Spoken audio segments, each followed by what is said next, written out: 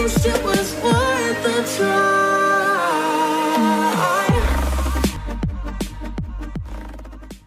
Assalamualaikum warahmatullahi wabarakatuh. Halo pemirsa, senang sekali saya Muslimah kembali hadir menyapa Anda, tentunya masih dalam program podcast Unan Official, informatif, edukatif, dan inspiratif.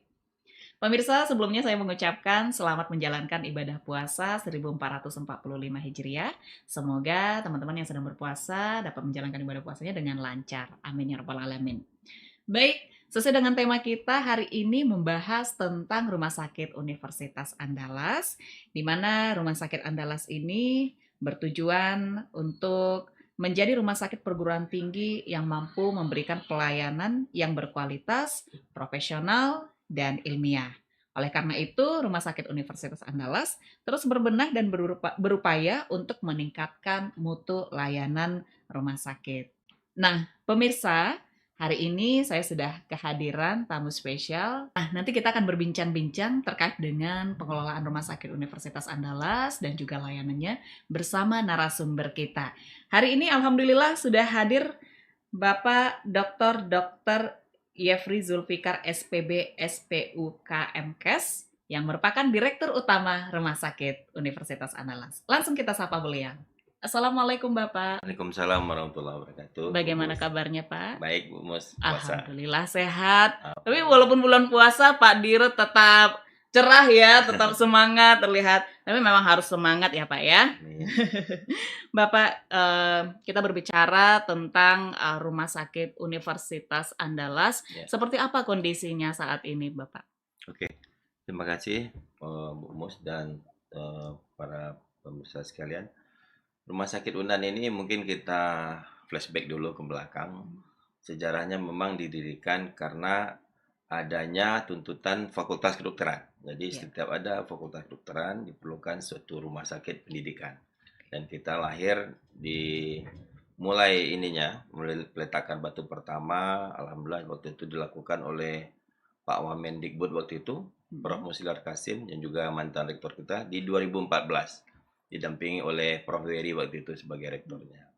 Kemudian soft launching Rumah Sakit Unan ini dilakukan pada tanggal 27 Maret 2017 ya oleh Pak Gufron sebagai Dirjen waktu itu, dan soft launchingnya di 2017 juga oleh langsung Pak JK, Pak Yusuf Kalla.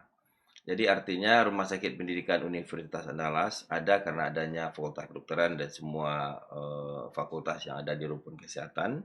Dan kita sekarang baru berumur 7 tahun. Oke. Namun di umur 7 tahun ini insya Allah kita sudah memberikan yang terbaik buat Sumatera Barat dan juga untuk Indonesia pada umumnya. Kita mulai masuk di sini 2018. Di 2018, Rumah Sakit Unan baru 1 tahun, kita sudah mendapat predikat paripurna bintang 5, akreditasi dari KAS, dan sudah kita perbarui lagi dengan dalam KPRS 2 lembaga yang berbeda, tapi hasilnya sama, paripurna bintang 5. Alhamdulillah ini masih berlaku sampai 2026 nanti. Di awal pendirian rumah sakit ini, dilanjutkan dengan sebenarnya kita terkenal dalam tanda kutip nih, karena COVID. Jadi waktu itu di zaman setelah terima waktu itu Prof. Tabdil dan dilanjutkan dengan Prof. Yuliandri sebagai rektor dan sekarang Pak Eva. Di zaman COVID kita memberikan kontribusi yang luar biasa. Kita menjadi fokus karena mempunyai 97 tempat tidur untuk COVID. Waktu itu kita lahir sebagai rumah sakit TPC dan alhamdulillah kita mempunyai pakar-pakar sehingga kita tidak takut untuk melayani pasien COVID ini. Jadi artinya di awal yang tidak dikenal, kita di puncak gunung, yang tidak diketahui orang, tapi dengan COVID waktu itu kita mulai dikenal. Alhamdulillah kita menjadi bagian dari sebenarnya rumah sakit perguruan tinggi ini di Indonesia ada 39 rumah sakit. Dan untuk yang tipe C saat ini banyak sekali, dan tipe B kita termasuk di 5 besar di Indonesia. Jadi artinya untuk kawasan Indonesia pun insya Allah kita mendapat tempat yang tepat rumah sakit. Kemudian untuk masyarakat kita di sini dengan TPC, kita memberikan visi dan misi yang jauh ke depan ya. Jadi artinya waktu itu kita mempunyai visi menjadi rumah sakit pendidikan terkemuka dan bermartabat di Indonesia. Dan sekarang mulai Maret kemarin kita menjadi TPB, tentu saja dengan segala konsekuensi logis yang ada di sana, Bu Mus. Demikian kira-kira. Oke. Nah, berarti sekarang posisi Rumah Sakit Unan ada di TPB ya, Ya. Pak. Itu dari tahun berapa, Pak? Kita baru TPB bulan Maret 2023 kemarin. Oh, Ya, sudah belum 1 tahun mau ya, Pak? setahun nih, Mau mau setahun setahun ya, ya. Pak ya? Oke. Nah, dengan Rumah Sakit Unan sekarang yang sudah TPB, kira-kira apa saja, Pak, layanan unggulannya? Oke. Rumah Sakit Unan menjadi TPB untuk Sumatera Barat, menjadi rumah sakit TPB yang keempat. Dan Mm-mm. Sumatera Barat ini mempunyai rumah sakit 77, Bu Mus. Oke, iya. Dan cuma 4 yang B. Hanya 4 4 ya. rumah Jadi sakit. yang lebih dulu sebelumnya B, Ahmad Mm-mm. Muhtar Bukit Tinggi, Mm-mm. kemudian Solok, kemudian Pariaman, dan Oke, yang berikutnya kita, Unan. ya. Kemudian untuk wilayah Padang, rumah sakit ada 27. Mm-mm. Satu-satunya TPB di Padang kita, Rumah Sakit Unan. Jadi yang di Padang ini ada TPA, Rumah Sakit M. Jamil, Mm-mm. kemudian Rumah Sakit Jiwa, dan Mm-mm. satu lagi TPA di Sumatera Barat ini Rumah Sakit Otak di Bukit Tinggi. Oke. Artinya di Sumbar, kebetulan saya Wakil Ketua Persi, Persatuan Rumah Sakit di se-Indonesia di Sumatera Barat ini. Mm-mm. Rumah sakit A kita cuma 3 di Sumbar, Rumah Sakit Jamil, Rumah Sakit Otak, dan Rumah Sakit Jiwa. Rumah Sakit B 4. Nah, kemudian untuk Padang satu-satunya B kita.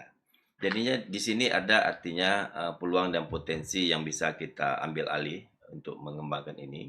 Dan untuk tujuan ini Rumah Sakit Unan mencapai misinya dengan 2. Jadi misi kami yang spesifik ini 2. Yang pertama onkologi terpadu untuk penyakit-penyakit kanker terpadu, pelayanan dari mulai diagnostik, terapi, juga sampai home care. Kemudian kita mengambil peran sebagai rumah sakit intensif terpadu. Jadi artinya pelayanan intensif dewasa, ICU, intensive care unit untuk dewasa, kemudian untuk anak-anak PICU, pediatric ICU, kemudian untuk neonatal, bayi lahir, NICU, kita mempunyai spesialis yang mumpuni, juga untuk intensif jantung, CVCU. Kemudian lagi untuk di antara intermediate ini kita juga mempunyai high care unit. Jadi artinya dengan melangkah ke TPB, kita mengambil tanggung jawab yang lebih besar. Untuk Sumatera Barat kita menjadi penyangga M. Jamil, karena memang awalnya pasien kita harapkan dari Sumbar. Dengan TPB kita sudah pasien kita dari Sumbar, Riau, Jambi, Bengkulu semuanya datang. Baik untuk mendapat pelayanan dari tumor, tentang kanker, tentang penyinaran radiasi, tentang kemoterapi, maupun pelayanan-pelayanan yang intensif tadi, Bu Bos. Iya, artinya kita sudah bisa menerima rujukan dari luar begitu ya, Bapak Iya. ya. Nah, terkait dengan TPB ini, Pak, ini yang terjadi di Unan saat ini seperti itu ya, Pak ya. Kalau dulu itu misalnya kalau kita berobat ke Medika Andalas, kan kita punya klinik juga ya, Pak ya. Ke Medika Andalas itu bisa langsung ke Rumah Sakit Unan gitu. Tapi dengan Unan TPB ini apakah tidak menjadi salah satu faktor mengurangi kunjungan ke RS Unan atau gimana, Pak? Karena harus ke tipe C dulu gitu baru bisa ke tipe B kalau misalnya kita berobat ke klinik. Nah, itu gimana, Pak? Ya, benar. Jadi memang untuk naik ke tipe C dan B ini memang banyak pro kontra waktu itu. Tapi kami sudah membentuk tim feasibility studies sehingga kita udah yakin ini. Yang satu lagi bagi Rumah Sakit Unan naik tipe ini bukan karena gaya-gayaan, Bu Mut. Karena memang rumah sakit pendidikan tuh wajib minimal tipe B. Jadi kalau mau yang utama kita wajib minimal tipe B. Jadi kita harus mengambil tempat ini dan secara bertahap harusnya Rumah Sakit Unan ini lahir dulu langsung B. Dan kemudian kita berkembang menjadi A. Tapi itu tidak menjadi halangan bagi kami. Dan dengan izin Pak Rektor waktu itu Prof. Yuliandri dan juga Pak Eva sekarang dan zaman Pak Tabdil, Pak Weri, semua mendukung. Juga Dewas kami waktu itu Prof. Mursyid Kasim mendukung sehingga kita mengambil peran di TPB ini. Dan untuk warga Unan, karena memang selama ini kita di klinik kita, memang kita harus ke klinik langsung bisa ke TPC. Tapi ada apa dengan ini? Kemarin kami sounding ke BPJS. Kalau menurut informasi BPJS, yang pertama untuk pelayanan-pelayanan yang tidak ada di TPC seperti kemoterapi, kemudian misalnya juga radiasi itu bisa langsung, Bu. Jadi dari klinik langsung ke rumah sakit Unan. Kemudian untuk pelayanan-pelayanan reguler yang rujukan berjenjang atau bertingkat itu, memang warga kita Unan, dosen tendik dan semua mahasiswa yang insya Allah ingin berobat di rumah sakit Unan, bisa rujukannya agak ditunda, Bu. Misalnya rujukan itu hari habisnya hari Kamis, datangnya ke puskesmas atau ke klinik jam 10 jam 11 siang. Karena menurut BPJS terisi dulu kebutuhan 30% rumah sakit TPC baru bisa informasi untuk TPB terbuka. Jadi artinya tetap ada peluang kita dari klinik langsung ke rumah sakit Unan dengan mengambil sesi rujukannya di siang hari. Nah, dengan seperti itu sudah terisi 30%, otomatis begitu diklik klinik muncul rumah sakit Unan. Tapi kalau di daerah langsung bisa ya. Dengan TPB ini pola pasien kita juga berubah, Bu. Kalau dulu TPC pasien kita pasien-pasien manis, tenang dan sebagainya macamnya. Sekarang kita rujukan di poli sedikit berkurang, pun tidak terlalu berkurang signifikan. Yang banyak jalurnya masuk dari IGD. Jadi setelah jam kerja, ambulan berdatangan, ini semua wilayah Sumatera Barat dan Sumbar Riau Jambi. Akhirnya dengan TPB ini kita mengambil posisi rumah sakit Unan sekarang melayani pasien yang tipenya berat dan sangat berat. Jadi pasien kita artinya memang itu tugas guru sebenarnya. Karena ketika rumah sakit Unan kan punya spesialis yang ada 89 orang. Semuanya hampir 90% itu dosen. Dosen ini akan menghasilkan dokter. Jadi artinya ini gurunya guru gitu. Jadi artinya dengan SDM yang luar biasa ini kami siap membantu Sumatera Barat dan Sumatera Tengah. Dengan layanan yang prima tentu saja, dengan standar yang tinggi dan juga alat-alat yang canggih. Kita punya linek, kita punya CT scan, kita baru dapat bantuan MRI. Semuanya kita siap menampung tugas yang berat ini. Namun kita yakin dengan semangat sivitas hospitalia yang luar biasa, dibantu DPJP yang luar biasa, dibantu juga tentu saja ownernya Unan, Kemendikbudristek, tentu kita akan siap menjadi yang terbaik di Sumatera Barat dan nanti berjalan ke Indonesia. Artinya ini juga semakin banyak pasien yang bukan hanya dari Sumbar, tapi juga dari luar Sumbar gitu ya Pak ya. Nah terkait dengan ini Pak, sarana prasarana di RS itu sendiri untuk daya tampungnya mungkin, atau jumlah kamarnya mungkin, itu seperti apa Pak dengan Unan menjadi TPB saat ini? Dengan kita naik rumah sakit Unan jadi TPB, dulu rumah sakit kita ini tempat tidurnya TPC itu minimal 100 tempat tidur. Sekarang dengan TPB kita harus di atas 200. Dan itu sudah kami lakukan pada Maret 2023 itu, kita sudah memiliki tempat tidur 202 tempat tidur. Kita sudah membuka layanan sampai ke lantai 4. Jadi dulu lantai 4 ini khusus pasien COVID. Alhamdulillah dengan TPB ini kita aktifkan lagi, Bu. Nah, kemudian juga dengan perkembangan TPB ini kita mendapat bantuan alat-alat yang luar biasa. Jadi artinya pada saat ini kita mempunyai alat-alat, orang punya CT scan, kita sudah punya CT scan. Kita mempunyai MRI 1,5 Tesla baru kemarin. Kemudian kita mempunyai linek. Linek ini radioterapi, penyinaran buat pasien kanker itu. Untuk Sumatera Barat satu-satunya kita yang punya.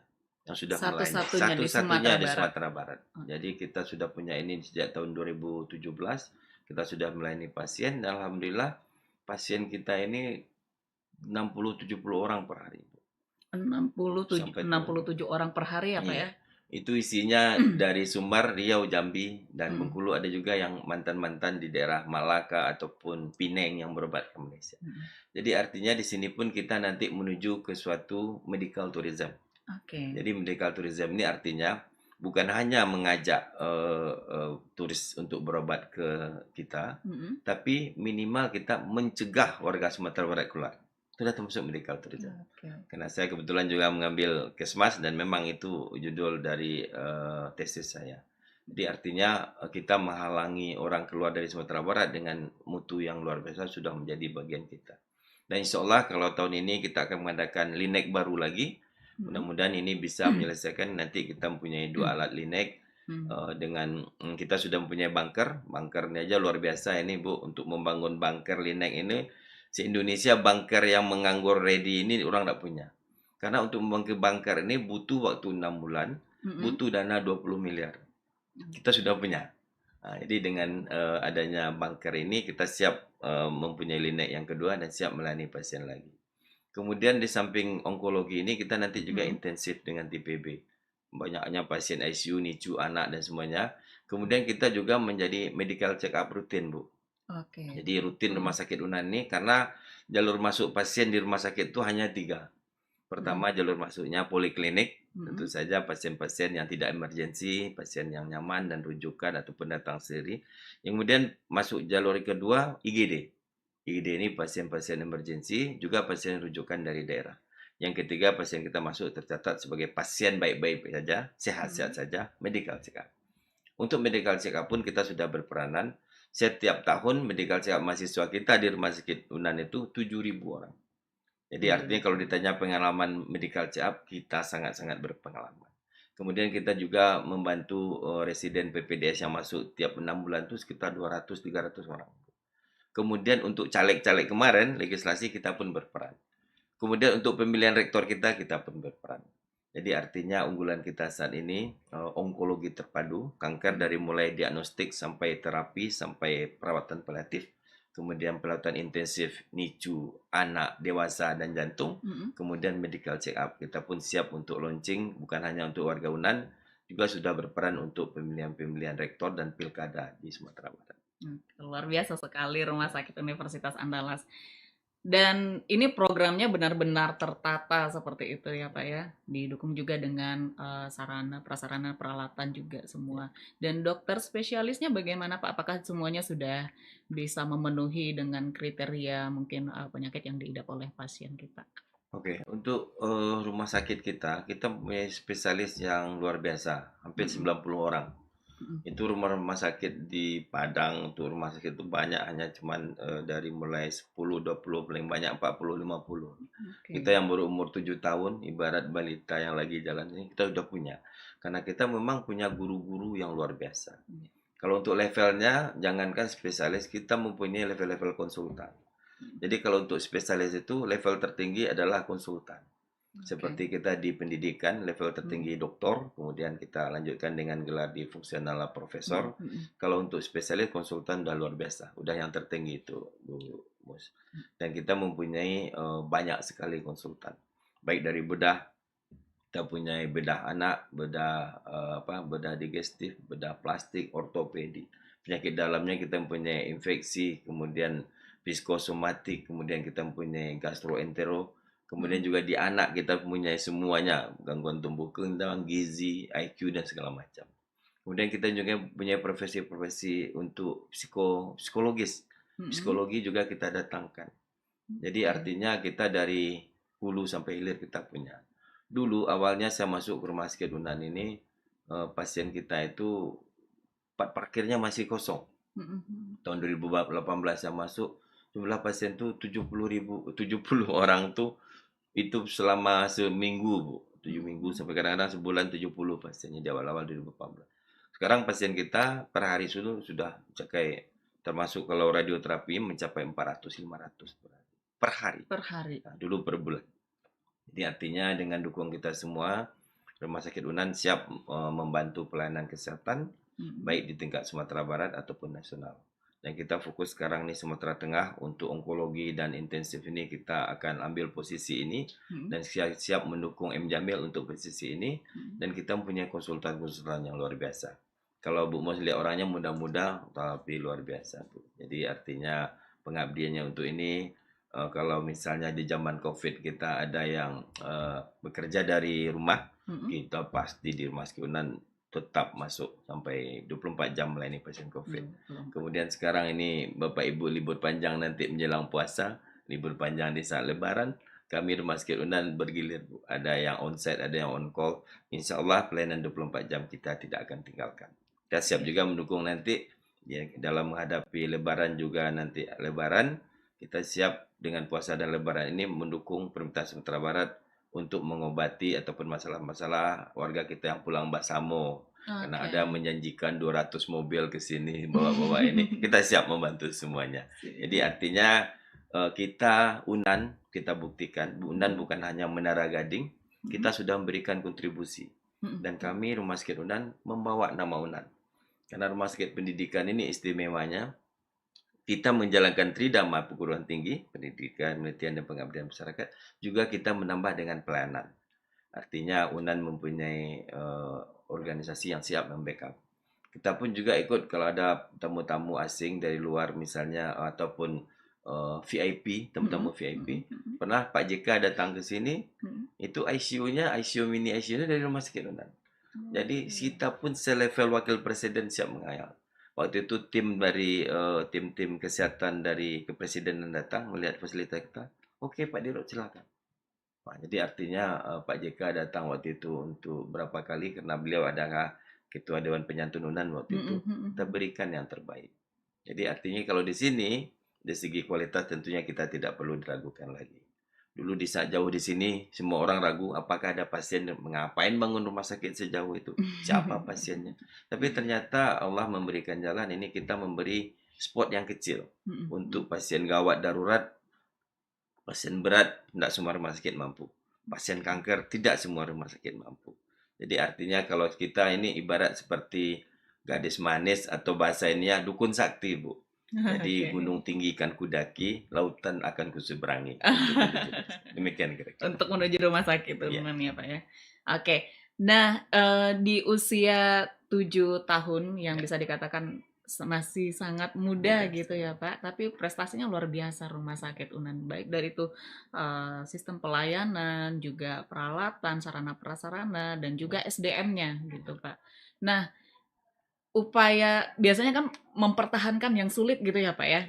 Nah, upaya Rumah Sakit Unan untuk mempertahankan ataupun meningkatkan mutu layanan di Rumah Sakit Unan seperti apa nanti Pak ke depannya? Ya, ini pertanyaan yang menarik nih.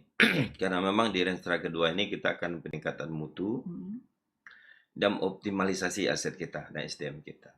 Jadi alhamdulillah dari pemerintah sudah biasanya di Rumah Sakit Unan ini yang banyak justru non PNS nih Bu. Jadi di sini kita pegawai Unan tapi non PNS, pegawai tetap Unan. Hampir 95%. Alhamdulillah kemarin lebih 100 kemarin kita mendapat pegawai P3K. Artinya untuk memaintain karyawan kita ini kita udah lihat ada karir Anda di sini loh. Dulu tidak jelas karirnya, sekarang jelas. Jadi pegawai kontrak Rumah Sakit Unan, pegawai harian pun misalnya, kemudian pegawai tetap dan bisa menjadi pegawai P3K. Karena P3K kan masuk dari ASN. ASN terdiri dari PNS dan P3K. Alhamdulillah. Kemudian untuk pengembangan ini kita juga melakukan pelatihan-pelatihan. Jadi artinya pelatihan ini bisa jadi staf kita yang sekolah. Sekarang ada lagi konsultan yang sedang sekolah di UI ataupun di UGM. Kemudian ada proyek kita pelatihan kemonya juga ke Darmais, rumah sakit yang memang dikenal di Indonesia. Jadi artinya untuk mutu kita jaga. Kemudian bagi yang sudah keluar ini, konsulen-konsulen yang sudah keluar ataupun perawat-perawat dan sudah mahir ini, kita wajibkan melakukan in-house training di sini. Artinya dengan memberikan pelayanan yang prima dan service excellent, alhamdulillah untuk BPJS pun tahun kemarin kita tidak hanya juara di Padang untuk BPJS pelayanan ini, kita sudah regional juga kita nomor 1, Sumbar, Kepri, dan Riau. Jadi artinya kita pun secara prestasi untuk BPJS ini sudah mengakui. Untuk IT, bridging pertama tentang IT BPJS itu Rumah Sakit Unan. Jadi IT kita, tenaga IT kita yang muda-muda tapi luar biasa ini Bu Mu, sampai dibawa BPJS memberi penyuluhan ke Bangkinang, keluar. Artinya mitra kita seperti itu. Untuk IT-nya ada lagi pelayanan-pelayanan untuk radioterapi, kita sudah juga mendapat branded hijau gitu. Jadi pelayanan radioterapi kita hijau. Jadi hijau ini pelayanan tertinggi untuk radioterapi dan untuk sinar-sinar. Artinya staf kita amankan, operator safety, kemudian kita berikan pasien safety, dan nanti akan muncul service excellent, dan nanti akan muncul mutu yang kita inginkan. Jadi artinya kita sudah mengukir ini, kemudian banyak lagi ucapan terima kasih dari pelayanan COVID untuk vaksin, untuk rumah sakit pendidikan, yang paling tinggi itu adalah uji klinis.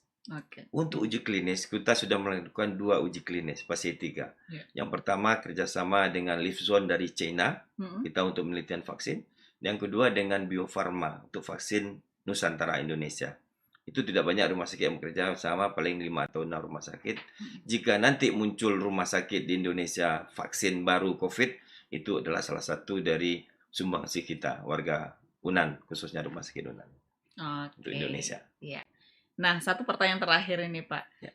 Goals yang ingin dalam waktu dekat ingin dicapai oleh RS Unan dalam yang sesaat lagi menginjak usia 8 tahun, benar ya Pak ya? Ya. Insya Allah bulan ini apa Pak yang dalam Oke. waktu dekat? Sebenarnya kita mempunyai renstra yang luar biasa nih untuk rumah sakit ini. Jadi ada fase-fase yang kita mau tuju, 5 langkah itu. Jadi yang pertama kita sudah mencapai TPB. Oke. Ya, kemudian tujuan kita berikutnya adalah kita naik mau sumber daya ini kita amankan, optimalisasi. Kemudian nanti kita akan bergerak menjadi rumah sakit, suatu saat menjadi medical tourism, dan tentu kita ingin menjadi rumah sakit utama untuk pendidikan ini. Karena memang sekarang kita menjadi rumah sakit pendidikan, tapi masih satelit dari M. Jamil. Dan memang itu kita tidak apa-apa, kita senang saja karena memang dosen kita umumnya memang bekerja di M. Jamil dan bekerja di rumah sakit Unan. Jadi ke depan kita berharap dengan pelayanan yang ini, kita nanti suatu saat ini di tahun ini, kita akan mengaktifkan pelayanan intensif ini dengan 30 kapasitas tempat tidur. Jadi artinya gabungan ICU, PICU, ICU ini 30 bisa, itu luar biasa. Kemarin juga kami untuk internasional pun kami sudah mengadakan kerjasama dengan banyak universitas. Ya, salah satu yang terakhir kemarin kita di Kaohsiung di Taiwan, itu kita mendapat fasilitas. Jika sekarang ada pengembang misalnya spesialis kita ada 2 orang yang akan magang di Taiwan selama 2 atau 3 bulan, itu akan dibiaya gratis. Jadi itu MOU kita. Kalau Taiwan ini Kaohsiung rumah sakit Kaohsiung ini mempunyai 140 tempat tidur untuk ICU saja. ICU saja. Bayangkan, rumah sakitnya mempunyai 1.700 tempat tidur.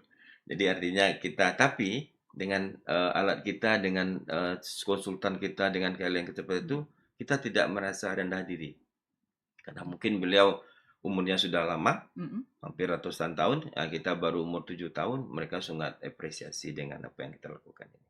Jadi goal kita ke depan bahwa menjadikan rumah sakit kita ini menjadi rumah sakit yang memang memberikan kontribusi terhadap Sumatera Barat, Sumatera Tengah, tentu saja juga Indonesia. Dan untuk internasional pun juga vaksin itu kan internasional, kerjasama dengan Cina, kemudian kerjasama dengan rumah sakit Taiwan, dengan rumah sakit di Malaysia. Jadi dengan usia muda ini kita sudah mengambil A sampai Z. Jadi artinya dari hulu sampai hilir kita sudah lakukan. Dan itu tentu saja berkat support dari Pak Dekan kedokteran kita, kemudian juga dekan-dekan lainnya di lingkungan Unan, dan juga pasti Pak Rektor dan Pak Wakil Rektor kita. Dan juga tidak lupa juga dewas-dewas kami yang luar biasa, yang beri kontribusi. Dan yang paling istimewa adalah DPJP kita, dokter spesialis, dan sivitas hospital yang kita banggakan. Jadi kita sekarang punya 600 orang di Rumah Sakit Unan, Bu, yang siap membawa kapal besar ini menuju ke tempat yang lebih jauh. Saya kira demikian. Luar biasa sekali. Mungkin closing statement nih dari Bapak untuk pemirsa podcast Unan Official, Pak, sebelum kita tutup. Oke, terima kasih, Bu Mus. Untuk warga Sumatera Barat, kami dari Rumah Sakit Unan yang pertama mengucapkan selamat puasa 1445 Hijriah. Kemudian pada hari ini di kesempatan yang luar biasa di ruangan podcast yang sangat megah ini dan luar biasa, saya himbau jika ada permasalahan kesehatan yang bisa kami bantu, mulai dari promotif, preventif, juga kuratif pengobatan, dan juga nanti sampai medical check-up pun, pikirkanlah Rumah Sakit Unan dengan layanan baik, dengan fasilitas yang tinggi, dan sumber daya yang tinggi yang siap menunggu Bapak-Bapak dan Ibu untuk dapat kami berikan pelayanan yang paripurna. Saya kira demikian saja. Assalamualaikum warahmatullahi wabarakatuh. Waalaikumsalam warahmatullahi wabarakatuh. Terima kasih Bapak, terima kasih pemirsa. Demikian tadi podcast Unan Official bersama Direktur Utama Rumah Sakit Unan yang sudah memberikan banyak banget informasi buat pemirsa. Mungkin nanti kalau misalnya ingin berobat bisa langsung menuju Rumah Sakit Unan dan juga tadi terkait dengan prosedurnya tadi sudah disampaikan juga. Dan jangan lupa terus saksikan podcast Unan Official untuk mendapatkan informasi terbaru seputar Universitas Andalas. Terima kasih, saya Muslimah mohon pamit undur diri. Wabillahi taufiq wal hidayah. Assalamualaikum warahmatullahi wabarakatuh. Salam Waalaikumsalam. edukasi untuk kejayaan bangsa.